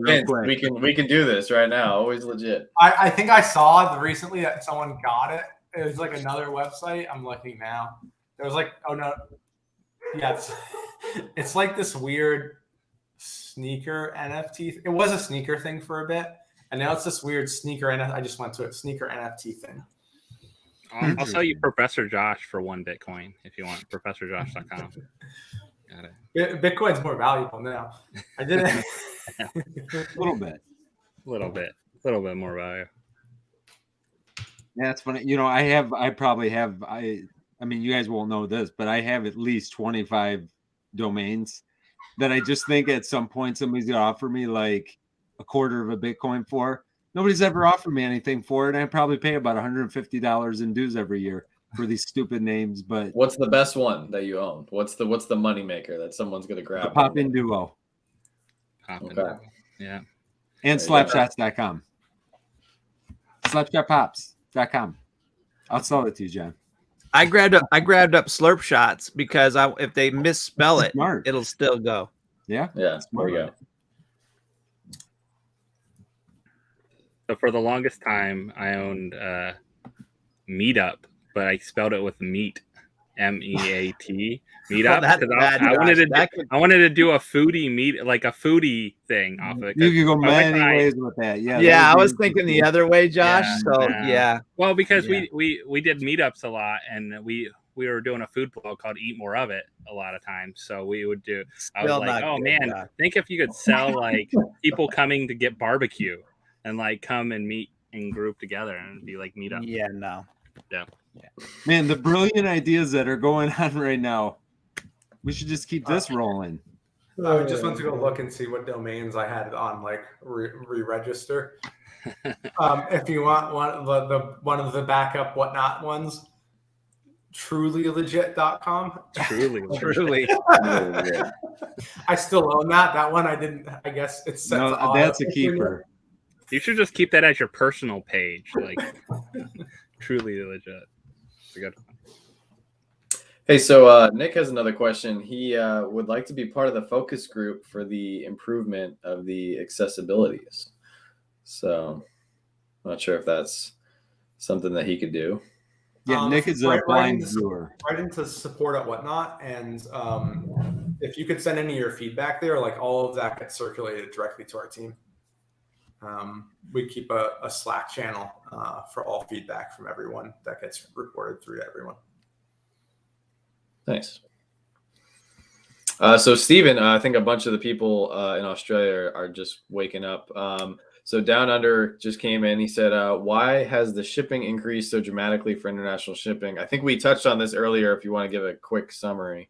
Yeah, so what happened when we initially were doing international shipping, I think we were using first class package service, I think it's called. I'm going to like neglect the exact service type, but it was the cheapest international shipping option.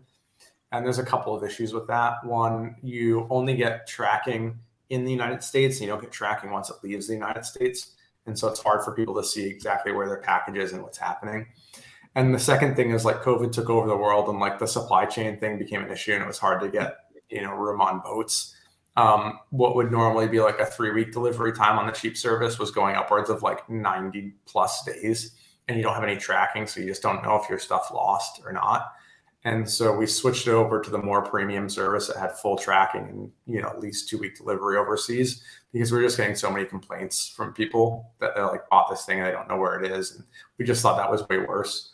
Unfortunately, the cost of that is actually what it costs us. She's probably like slightly cheaper,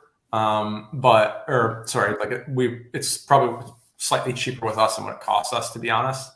Our philosophy on shipping is what we really like to do is just like use our scale to make it cheaper, and then just like make shipping one-to-one. We don't want to really make any money or anything off of it. Right now, we actually still lose a considerable amount of money on shipping, though, unfortunately.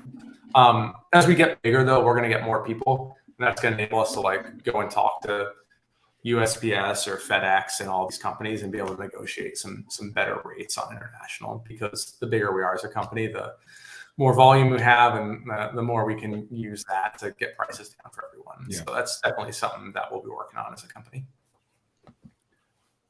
So Anna had some questions. Is there a limit on how many items can a seller sell on whatnot, like at like one stream? I'm not sure, but I'm guessing like I hope not. I know some people went 24 hours. I've seen almost or right around that before.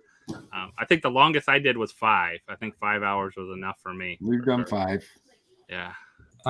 There's no theoretical limit. At a certain point, if you sold enough items, I think some of our technology would break. Like I know up until a couple of weeks ago, or in like a month or two ago, if you sold more than 2,000 items in a stream, your shipping dashboard wouldn't load because it just got overloaded with thousands of items. But then we had people break that limit, and then we went in and we fixed it. And so I know like a couple of weeks ago, I think someone hit the most ever at 3,200 items in a live show. Wow. I don't think anyone else has done more than that. What was the category? I think it was Pokemon. So there's only a lot of cards. Yeah. I'm almost positive it was. Yeah. I don't remember who the seller was. It just like came up as people were talking about it. So, theoretically no real limit, but that's the most someone's done. I think that's a hard number to break. I don't know if I'd want to ship that out. No. Yeah, me either. Cards would be easy. Cards would be a lot easier, but yeah. You got to have a team of people at that point. To pack that many boxes. That's just I've packed a few hundred boxes in a day, and at the end of that day, that was all Funkos, but at the end of that few hundred day packing of Funkos, I was ready to never pack a box ever again. Oh yeah. We've all been there. I did that today. Yep. I like when you've been, especially once you've been on like night before you're on a 5-hour live stream and you're exhausted, you don't realize how much that takes out of you. Just doing something like that. I was like, from now on we're doing about 2. Like that's our like thing. We'll do 2 and then we'll move on, because it was before you were also like the only person on. So when I had a night stream at like 9 p.m. I'll just keep going, if people are on, you just keep going. But now there's so many, there's other people on and things going on, or people can't just hang out with you. But before, when you were the only one, when 9 p.m. came around and no one else was going, you just kept going till people were tired or you were tired, one of the two. It's amazing how tiring it is after a few hour stream. Like whenever I finish I haven't done a long stream in a little bit, to be honest, but even going for like an hour or so takes a lot out of you. I think there was a second part to Jessica's question about how do we accept applications. I know I talked about this a little bit earlier, but I'll just let people know again. Yeah. Right now, what we're doing with our applications is we're looking for information to see whether we think someone's like reputable. So that's like, do they have a sales history somewhere? Do they maybe they have followers online, or they're well known in a community? Do they have a physical store or a shop or a business that they've registered? And sometimes it can go as low as like, do they have really good inventory? Can we see what it looks like? Could you show us how you're going to sell it and pack it? That's probably like the lowest bar it would go to today. But it really is just like evidence that someone is trustworthy. And we're going to try and open it up more and more, and add in some more checks and balances to allow more people to come in and make sure that once someone's on the platform, they're going to do it in a quality way and sell and pack and ship on time. But that's the purpose. And over time, you can expect us to let in more people, but we just want to make sure we don't open the floodgates and let in a bunch of poor quality sellers who really ruin the experience on the platform. Now, when you say sales history, I think a couple people mentioned, would a sales history would like if they sold on Mercari or eBay, would that count as like a record? Yep, we asked for whether you're selling on those places. If you are, share your sale, like share us your profile. We'll take a look. We'll review all of that. Yep. And sales on whatnot, of course, in the marketplace, all those things we'll try and take into account. We really want to let as many people, anyone who's this is a tricky bit. If there was like a question we could ask to determine if you were trustworthy, we would just ask that and let you in. But there isn't, and so we're trying to get some of these signals in a bunch of other places. And I think it's funny, some people forget about the marketplace, but it's a great place to find things sometimes. Like I remember my brother's girlfriend was trying to find a pop, and she's not a big pop collector, but she wanted a certain one, I think, to actually give my mom. So she was just trying to find something. So she was looking on Amazon, and everything was like $30-$40. And I was like, let me check the marketplace on Whatnot. And I found it for like normal price, like $15 or something like that. I'm like, here, and then use my referral code and save $10 too when you buy it the first time. Josh, like send it over to her. But sometimes people forget about the marketplaces there. Nobody forgets about your code, Josh. Hey, I saved her $10. She was happy. I'm not debating it. It's great code. I'm just saying we all have your code. What's your whatnot.com/invite/ProfessorJosh? Yeah. Yeah. Save $10 off your Whatnot order. Yep. Trust me, we all have it. Yeah. We got it. I'm missing all my seller referral bonuses from the years of sending people over. I remember though, like the first 6 months, there was a couple people I was trying to get, and they weren't sure if they wanted to do it, and talking about doing it, and I was like, "Guy, what do you think? Why are you waiting on it?" And a couple of people are now finally doing it. Other people finally jumped on shortly after that and have been thriving on it. So it was just interesting to see. Like I was like, "This is a perfect platform for what you do." And some people were hesitant on it for a while, and then boom, it now it's hard to keep people off. I think especially shops and that are realizing they can have a place where they can sell things that are coming in besides their shop themselves. Comic books people, like comic book shops, are a huge one, right? They get all these comics in, they buy huge collections. They got to get stuff, sometimes smaller things, out the door, and it's a great way to do that for them.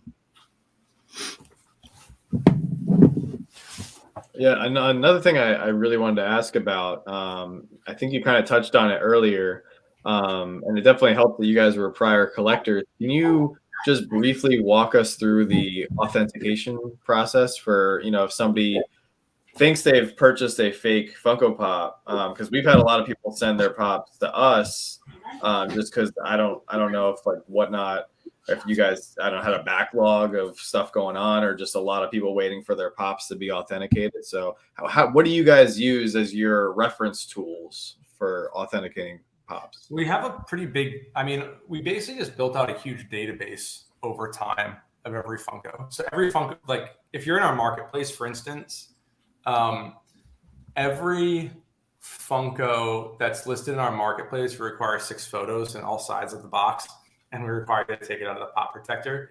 Each one of those things, anytime someone takes a photo of it, we establish it in our marketplace. And so we have a pretty robust catalog of like almost every Funko and multiple versions of what that is. So that's like the base.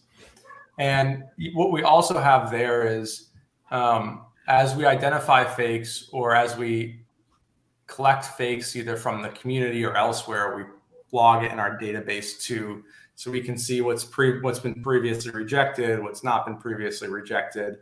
And so we have that as like the base. And then we have like a lot of research that we've done on each pop. So let's just say like new sticker, there's a new NYCC. Let's take a look at the stickers. Let's see what the stickers are, what codes they're matching to, what stickers are on exactly which pops. And as well as like we order all the fakes from China. So I have like a collection of all of the fakes. It's basically authentication is just like a heavy research task along with like really good data collection is how I would describe it. And on top of then having people who know this stuff in and out and look at it all the time. And so if you have the human layer on top of like the database full of Funkos and a collection of all the fakes, you can get to a pretty good list of characteristics for something when it's fake and when it's not. And all authentication really is it really is at the end of the day, it's a determination of whether someone thinks it's real based upon all of those inputs. And that's kind of the essence of how we do it and how it's generally done across most places.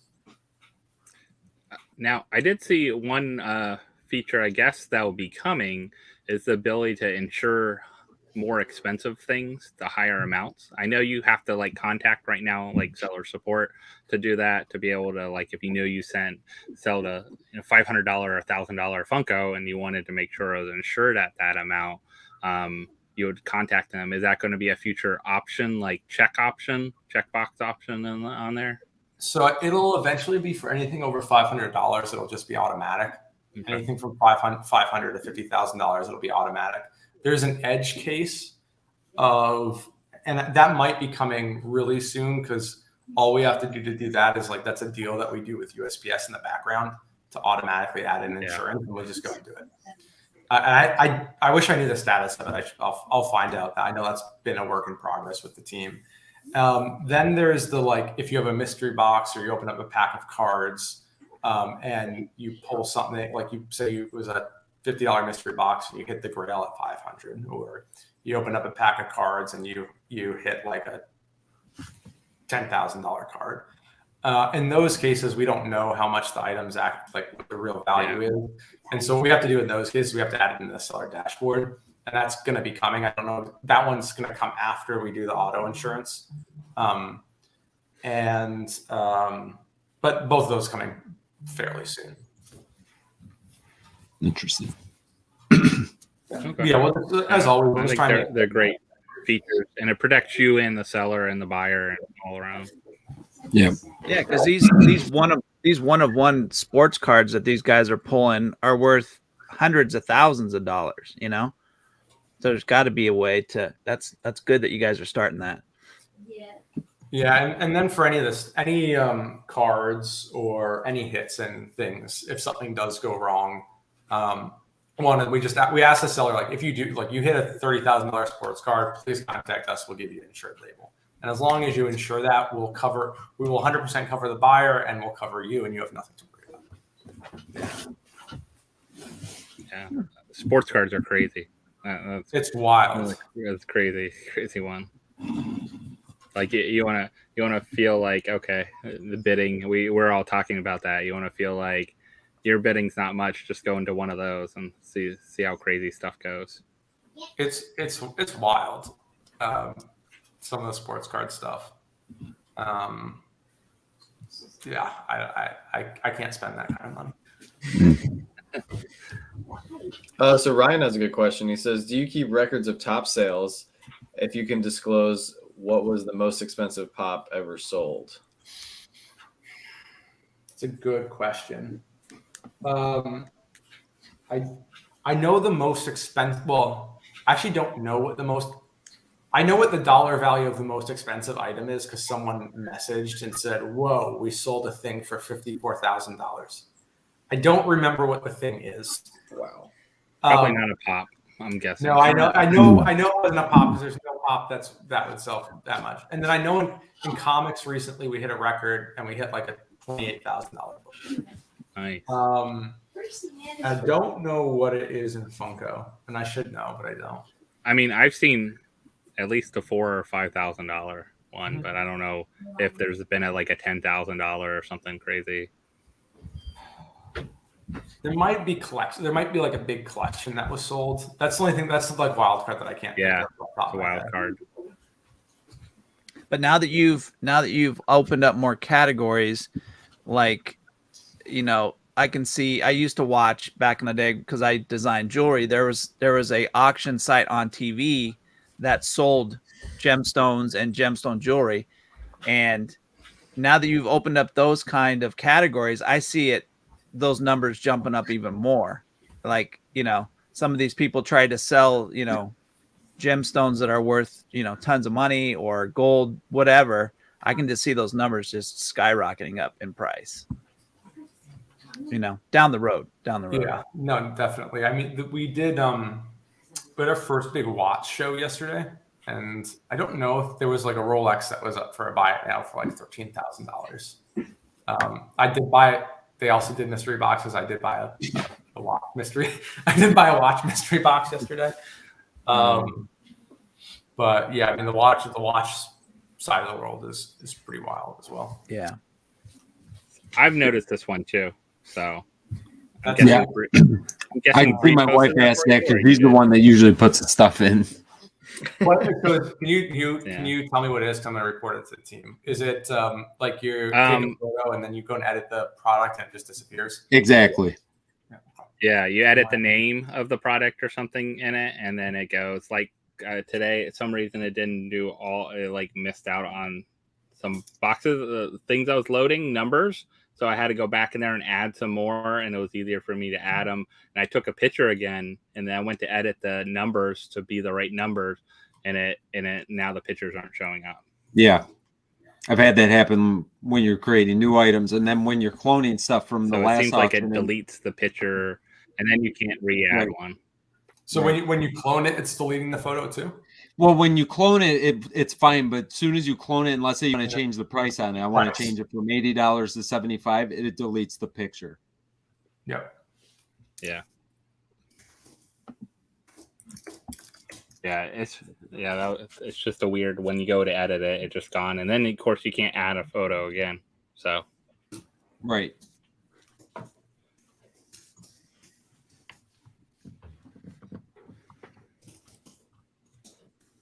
I think it's just a bug. Yep. A little bug in here. It's just a bug. We'll get the team on it. I reported it. Awesome. Well, this has definitely been helpful too as a seller. Yeah, I mean, I'm excited. It sounds like there's some. I mean, everything that I would like to see added. I think we just went over tonight. I'm sure there's going to be other stuff that's going to come up. We might have to have Grant back on again, but. Definitely a lot of cool things coming up, I think, for sure. Yeah, this was great. I found it really valuable. So if you ever have me on again, I'd love to join. I got a lot of work to get to the team. So we'll definitely have to have Logan on with you too. I know he couldn't come on tonight, but that would be great to have you both on, and maybe we can do something fun. Maybe we can all go into auction together and bid live. We started that. Remember, we've done that before. We figured out how to hack the phone, display it, live stream. Well, we also were the first ones to do a live stream and watch somebody's auction and actively bid during the live. Yep. YouTube live. Yeah. So that was a first. And every once in a while, Grant, we'll hang back here after PFO and we'll just go on Whatnot and we'll all go into a stream together and we'll just start spend his money. Stuff great. And yeah, everybody watch me spend my money. That's when it's dangerous because then you don't want to lose. No. Yeah. No. We don't try to outbid each other, but we'll will egg on, like, come on, why don't you buy it? Why don't you get it on it? What are you going to let it lose to you now? You can't let them take that from you.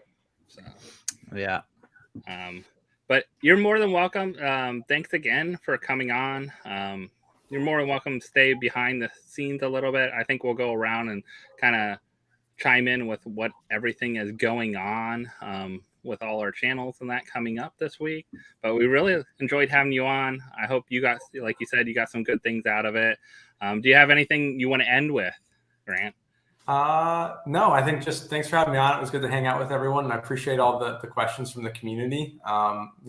Thank you for being part of the Whatnot community, and thanks for having me on. Thanks. Appreciate it. Yeah, thanks for coming on. That's awesome that you came on. Yeah. Cool. Take it easy, everyone. Have a great night. Thanks. I'll be watching in the background. Sounds good. Thanks, Grant.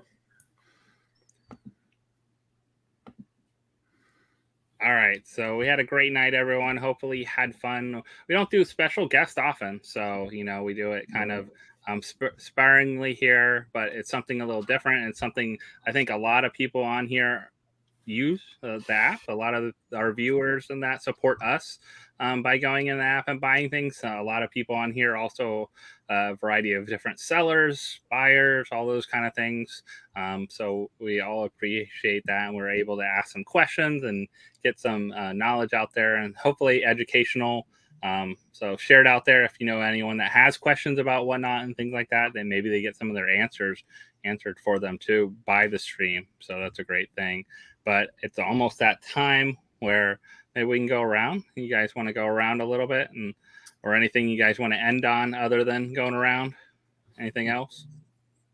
No, I'm with me. I got the same stuff going. So a couple new videos coming out this coming week.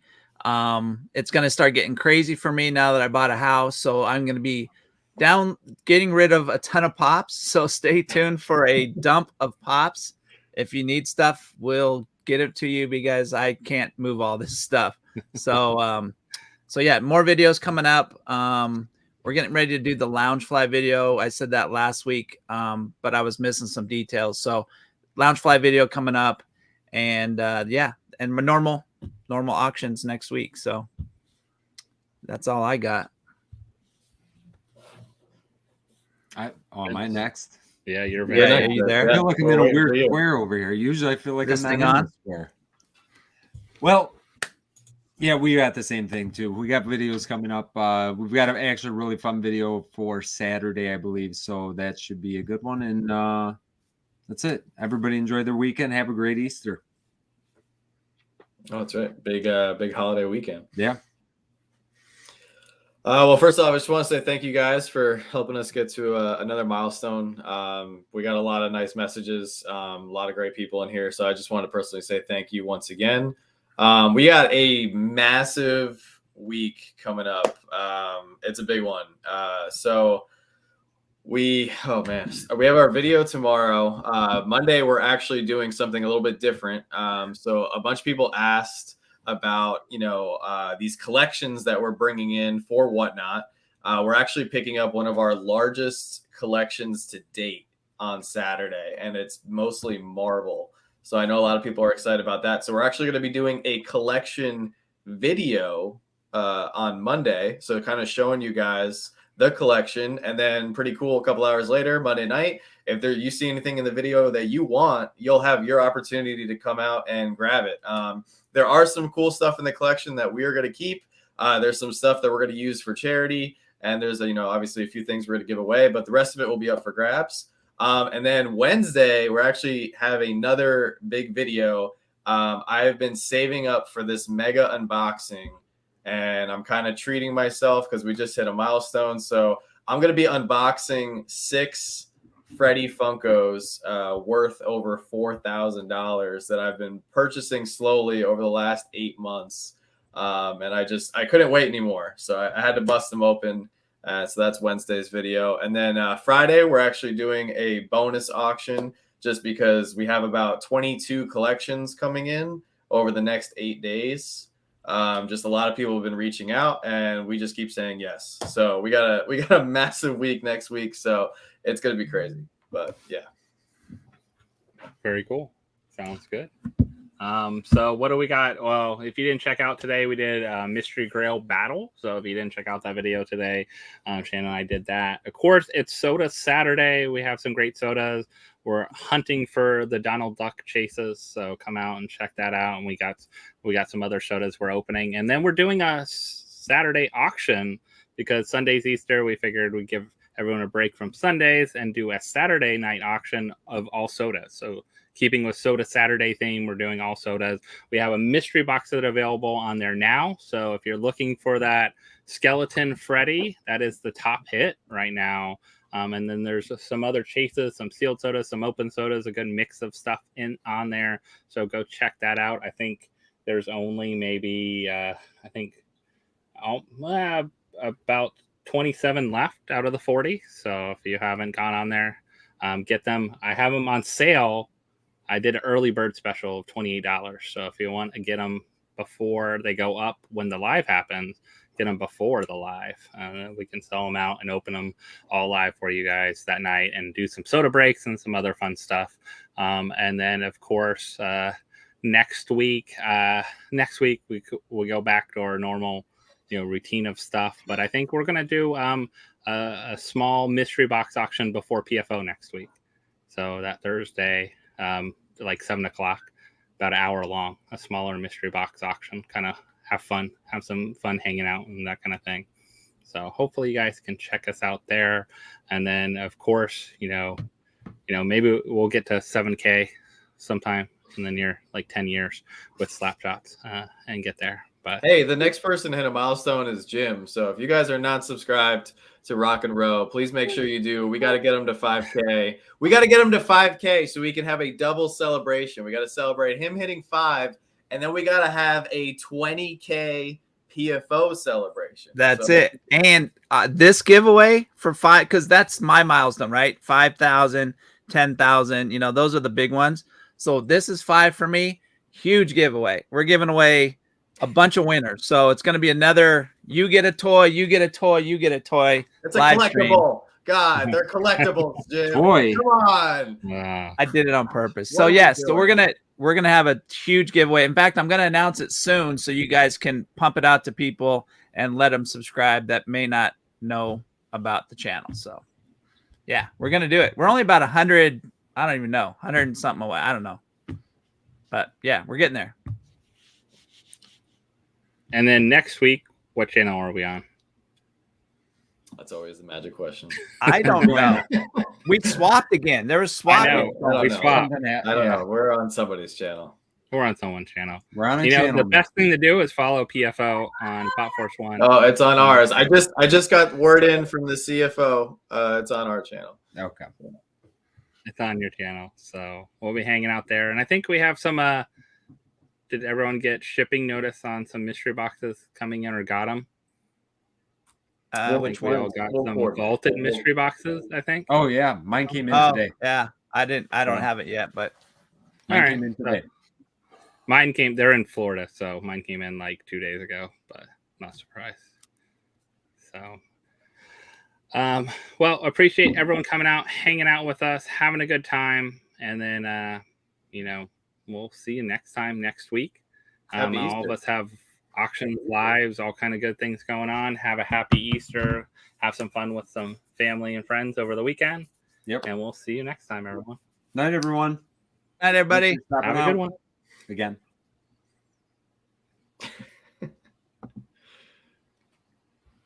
Is it gonna stop soon? Is it over? Come on, Josh. I'm just gonna keep waving. I think we're still live. We're live. Josh isn't. Josh is frozen.